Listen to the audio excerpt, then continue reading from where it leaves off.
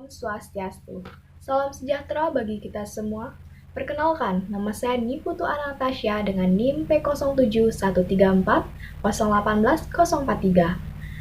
Saya akan memaparkan mengenai proposal karya tulis ilmiah yang berjudul Gambaran Kadar Glukosa Darah pada Perokok Aktif di Puskesmas 1 Denpasar Timur. Sebelumnya, saya ingin berterima kasih kepada tim dosen penguji. Yang terhormat, Ibu Dr. Igusti Agung Sarihati Dewi, MBiomed. Yang terhormat, Ibu Dayusri Arjani, SIP MRJ. Yang terhormat, Ibu Luputuri Nawati, SSI. Baik, hal yang akan saya bahas dari presentasi karya tulis ini, yang pertama, pendahuluan, yang kedua, tinjauan pustaka, yang ketiga, kerangka konsep, dan terakhir, metode penelitian. Nah, selanjutnya, latar belakang dari penulisan judul proposal ini yaitu yang pertama, kebiasaan merokok pada masyarakat Indonesia merupakan salah satu masalah kesehatan di Indonesia. Di Bali, angka prevalensi perokok mencapai 22,4. Kota Denpasar merupakan ibu kota Provinsi Bali yang menjadi pusat pemerintahan, pusat kesehatan, sehingga masyarakatnya cenderung lebih mudah mengalami modernisasi yang mempengaruhi perubahan pola gaya hidup, terutama merokok. Selanjutnya, standar pelayanan minimal atau SPM bidang kesehatan Kota Denpasar mengamanatkan 100% penderita diabetes mellitus mendapatkan pelayanan kesehatan. Namun, capaian Dinas Kesehatan Kota Denpasar masih jauh di bawah target. Seperti contoh, Puskesmas 1 Denpasar Timur hanya memiliki persentase rendah sebesar 8,1%. Nah, berdasarkan data penyakit diabetes mellitus, jenis kelamin laki-laki dan perokok aktif merupakan faktor resiko dari terinfeksi virus corona. Nah, jenis kelamin yang lebih banyak pada laki-laki ini diduga terkait dengan prevalensi perokok aktif yang lebih tinggi. Nah, diabetes mellitus diduga dapat meningkatkan ekspresi reseptor virus corona. Perokok memiliki resiko gejala sebanyak 2,4 kali lebih parah jika terkena COVID dibandingkan dengan bukan perokok. Nah, ditambah lagi dengan penyakit diabetes, hal tersebut menjadi paket lengkap bagi virus corona. Nah, perubahan gaya hidup yang tidak sehat, terutama di kota-kota besar, salah satunya Kota Denpasar, hal itu yang merupakan salah satunya faktor yang dapat menyebabkan meningkatnya penyakit tidak menular seperti diabetes mellitus. Selanjutnya, faktor resiko penyakit tidak menular seperti diabetes mellitus tipe 2 dibedakan menjadi dua, yaitu faktor risiko yang dapat berubah dan faktor risiko yang tidak dapat berubah. Faktor risiko yang tidak dapat berubah seperti genetik, jenis kelamin, dan faktor risiko yang dapat diubah yaitu kebiasaan merokok. Berdasarkan latar belakang masalah tersebut, penulis tertarik melakukan penelitian tentang gambaran kadar glukosa darah pada perokok aktif di Puskesmas 1 Denpasar Timur. Selanjutnya, berdasarkan uraian latar belakang tersebut, maka rumusan masalah dari penelitian ini yaitu bagaimanakah gambaran kadar glukosa darah pada perokok aktif di Puskesmas 1 Denpasar Timur. Tujuan umum dari penelitian ini untuk mengetahui gambaran kadar glukosa darah pada perokok aktif di Puskesmas 1 Denpasar Timur. Dan sedangkan tujuan khususnya, yang pertama, mengidentifikasi karakteristik perokok aktif berdasarkan usia, lama merokok, dan konsumsi rokok per hari. Selanjutnya, mengetahui kadar glukosa pada perokok aktif Puskesmas 1 Denpasar Timur. Selanjutnya, mendeskripsikan kadar glukosa darah pada perokok aktif di Puskesmas 1 Denpasar Timur berdasarkan usia, lama merokok, dan konsumsi rokok per hari. Nah, manfaat teoritis yang pertama, sebagai tambah wawasan, referensi peneliti mengenai gambaran kadar glukosa darah pada perokok aktif. Selanjutnya, manfaat praktis bagi masyarakat untuk memberikan informasi pada masyarakat umum, khususnya perokok aktif tentang gambaran kadar glukosa darah pada perokok aktif. Baik, tinjauan pustaka yang pertama yaitu darah. Darah manusia adalah cairan jaringan tubuh di mana fungsi utamanya adalah mengangkut oksigen yang diperlukan oleh sel-sel dalam tubuh. Darah juga mensuplai tubuh dengan nutrisi, mengangkut zat-zat metabolisme, dan mengandung berbagai bahan penyusun sistem imun yang bertujuan mempertahankan tubuh dari berbagai penyakit. Selanjutnya, glukosa. Glukosa yang dialirkan melalui darah adalah sumber utama energi untuk sel-sel tubuh. Untuk mengatur hal ini, tubuh mempunyai mekanisme pengaturannya. Apabila mekanisme pengaturan kadar glukosa dalam darah tidak berjalan dengan baik, maka terjadi kerusakan organ, maka akan mengakibatkan gangguan pada proses metabolisme glukosa darah. Oleh karena itu, perlu adanya pemeriksaan kadar glukosa darah sehingga dapat diketahui kadar glukosa melebihi batas normal atau tidak. Selanjutnya, ada jenis pemeriksaan glukosa darah. Yang pertama yaitu adalah glukosa darah sewaktu atau GDS, merupakan uji kadar glukosa yang dapat dilakukan sewaktu-waktu tanpa harus melakukan puasa terlebih dahulu. Dan tidak perlu mempertimbangkan asupan makanan terakhir. Pemeriksaan ini digunakan untuk sebagai screening penyakit diabetes mellitus. Selanjutnya, ada glukosa darah puasa atau GDP. 70% kejadian glukosa darah puasa yang terganggu akan menjadi penderita DM dalam jangka 6-10 tahun kemudian.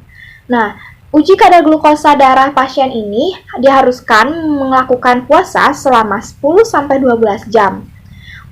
Kadar glukosa ini dapat menunjukkan keadaan keseimbangan glukosa secara keseluruhan. Selanjutnya ada glukosa darah 2 jam postprandial atau G2-JPP, merupakan uji glukosa darah 2 jam pasca prandial yang biasanya dilakukan untuk mengukur respon pasien terhadap asupan tinggi karbohidrat 2 jam setelah makan, atau makan sarapan pagi atau makan siang.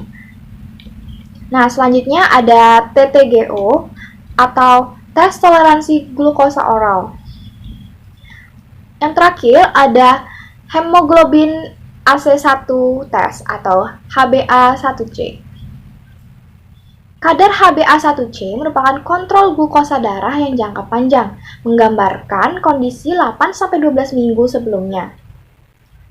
Nah, selanjutnya, ini adalah tabel dari kadar glukosa darah sewaktu puasa sebagai patokan penyaring dan diagnosis DM. Ini diadopsi dari PB Perkeni 2015. Nah, selanjutnya ada metode pemeriksaan glukosa. Yang pertama, ada metode POCT. POCT atau Point of Care Testing. Alat ini adalah salah satu kemajuan teknologi untuk memonitoring kadar glukosa darah pada pasien.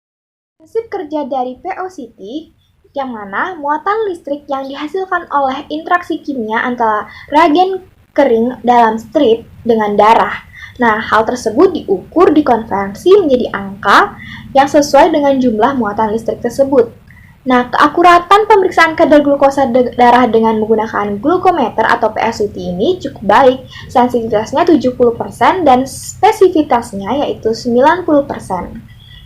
Selanjutnya ada metode Hagedorn-Janssen. Metode ini merupakan metode kimia non-enzimatis.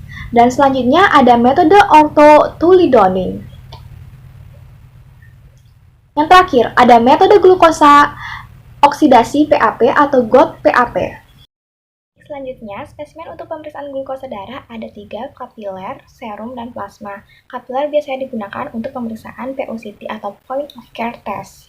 Selanjutnya, faktor-faktor yang mempengaruhi hasil pemeriksaan glukosa darah. Yang pertama, ada usia. Bertambahnya usia mempengaruhi fisik dan penurunan fungsi organ tubuh yang berdampak pada fungsi penyerapan zat gizi dan menunjukkan masalah gizi lebih lanjut sebagai besar menjadi obesitas dan meningkatkan penyakit diabetes mellitus. Usia salah satu faktor yang meningkatkan kadar glukosa darah terlihat dari prevalensi diabetes yang meningkat bersamaan dengan bertambahnya umur. Yang kedua yaitu konsumsi rokok per hari. Nah, merokok dapat mengakibatkan bahaya bagi kesehatan individu. Nah, banyaknya jumlah batang rokok yang setiap harinya dihisap berpengaruh terhadap kadar nikotin dalam darah. Nah, kadar glukosa darah meningkat disebabkan karena nikotin yang dapat menstimulasi kadar kelenjar adrenal. Nah, selanjutnya, lamanya merokok. Lamanya merokok terhadap glukosa darah terlihat semakin lama seorang merokok, maka kadar glukosa darahnya juga akan meningkat. Nah, selanjutnya yang keempat yaitu asupan makanan. Asupan makanan dapat mempengaruhi naiknya kadar glukosa darah karena makanan yang tinggi energi atau karbohidrat, serat rendah dapat mengganggu stimulasi sel-sel beta pankreas dalam memproduksi insulin. Nah, yang selanjutnya ada konsumsi alkohol. Mengkonsumsi alkohol dapat mengakibatkan kadar glukosa darah meningkat karena mengandung kalori yang tinggi. Nah, selanjutnya ada aktivitas fisik. Aktivitas fisik dapat menurunkan kadar glukosa darah. Olahraga mampu mengurangi resistensi insulin sehingga kerja insulin lebih baik dan mempercepat pengangkutan glukosa ke dalam sel-sel tubuh untuk kebutuhan energi. Yang terakhir ada obat.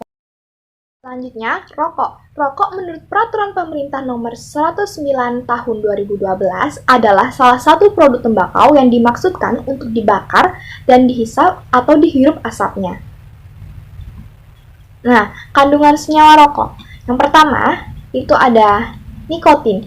Nikotin adalah komponen terbesar dalam asap rokok.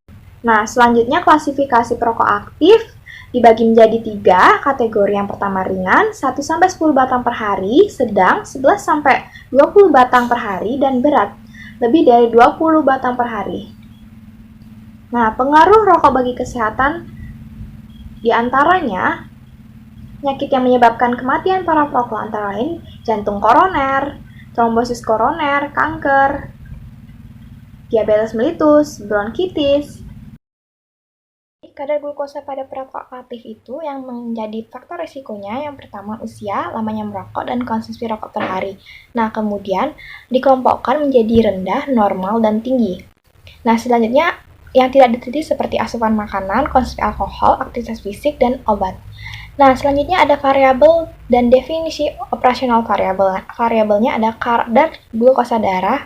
Nah, kadar glukosa darah ini yang diteliti yaitu kadar glukosa darah puasa pada perokok aktif yang memiliki rentang rendah yaitu di bawah 70 mg per dl, sedangkan normal 70-110 mg per dl, dan tinggi lebih dari 110 mg per dl. Nah, selanjutnya variabel selanjutnya ada perokok aktif, usia, lama merokok, dan konsumsi rokok per hari. Selanjutnya, pada metode penelitian, jenis penelitian ini digunakan yaitu jenis penelitian deskriptif, di mana penelitian ini penelitian kuantitatif non-eksperimental. Nah, selanjutnya alur penelitian. Yang pertama, pengajuan proposal KTI, pengajuan izin penelitian, pengambilan data sumber dari hasil pemeriksaan glukosa darah, dan pengisian kuesioner wawancara mengenai perokok, dan pengumpulan data, melakukan pengolahan data, dan membuat pelaporan data hasil pemeriksaan. Nah, selanjutnya yang terakhir, penelitian ini akan dilakukan di Puskesmas 1 Denpasar Timur. Waktunya yaitu mulai dari bulan Januari hingga bulan Mei tahun 2021. Nah, populasi dari penelitian ini yang pertama adalah perokok aktif yang melakukan pemeriksaan glukosa darah di Puskesmas 1 Denpasar Timur dalam periode Januari sampai Desember 2020. Nah, sampelnya yaitu perokok aktif pada Puskesmas 1 Denpasar Timur yang memeriksakan kadar glukosa darah. Kriteria inklusinya yaitu data responden yang diberikan berdasarkan persetujuan unit laboratorium Puskesmas 1 Denpasar Timur untuk dijadikan sampel penelitian. Nah, selanjutnya kriteria selanjutnya yaitu perokok aktif dengan jenis kelamin laki-laki yang bersedia menjadi responden. Teknik pengolahan data. Nah, data yang dikumpulkan itu kemudian dikelompokkan, diolah, dan disajikan dengan menggunakan teknik tabulating data, yaitu disajikan dengan tabel dan diberi narasi. Prosedur pemeriksaan kadar glukosa darah dengan alat glukometer, yaitu pertama, disiapkan alat dan gunakan APD, lalu jarum dimasukkan dalam lancet dan dipilih nomor pada lancet sesuai dengan ketebalan kulit pasien. Selanjutnya, strip dimasukkan pada tempat sesuai dengan alat glukometer. Nah, jari kedua atau jari ketiga atau keempat pasien dibersihkan dengan menggunakan kapas alkohol lalu dibiarkan mengering. Nah, darah kapiler diambil dengan menggunakan lancet yang ditusuk pada jari kedua, ketiga, atau keempat pasien. Sampel darah dimasukkan ke dalam strip dalam cara ditempelkan pada bagian khusus pada strip dan menyerap darah. Hasil pengukuran kadar glukosa akan ditampilkan pada layar. Lalu strip dicabut dari alat glukometer tersebut. Nah, jarum dibuang dari lancet. Baik, sekian pemaparan presentasi mengenai proposal karya tulis ilmiah saya. Semoga tim dosen penguji dapat menerimanya dan mohon maaf apabila ada salah kata. Terima kasih. Om Santi Santi Santi Santi Om.